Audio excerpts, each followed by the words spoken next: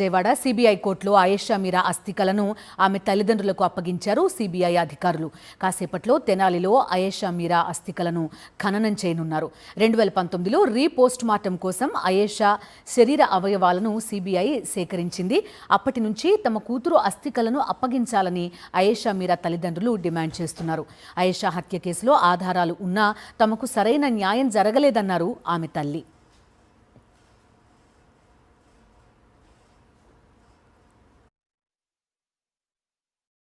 ఆధారాలు లేవు, మేము కేసు క్లోజ్ చేస్తున్నాం అంటే మేము క్లోజ్ చేయమని చెప్పలేదండి.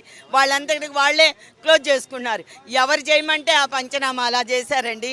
అలాగే ఫోరెన్సిక్ ల్యాబ్లో ఇక్కడేమో రైట్ అంటే అక్కడేమో సిబిఐ ఇన్వెస్టిగేషన్లో లెఫ్ట్ సైడ్ అని ఉంది.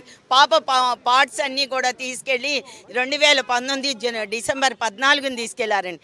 ఈనాడు 2026 ఫిబ్రవరి 14 అది మేము ఫైట్ చేస్తే మాకు ఇప్పుడు అందిస్తున్నారండి. హైకోర్టుకి వెళ్తే సిబిఐకి వెళ్ళమంటారు, సిబిఐకి వస్తే హైకోర్టు. ఇలాగేనండి బాధితులను తిప్పేది. బాధితులకు న్యాయం చేయకపోగా అన్యాయం చేయటం జరిగిందండి.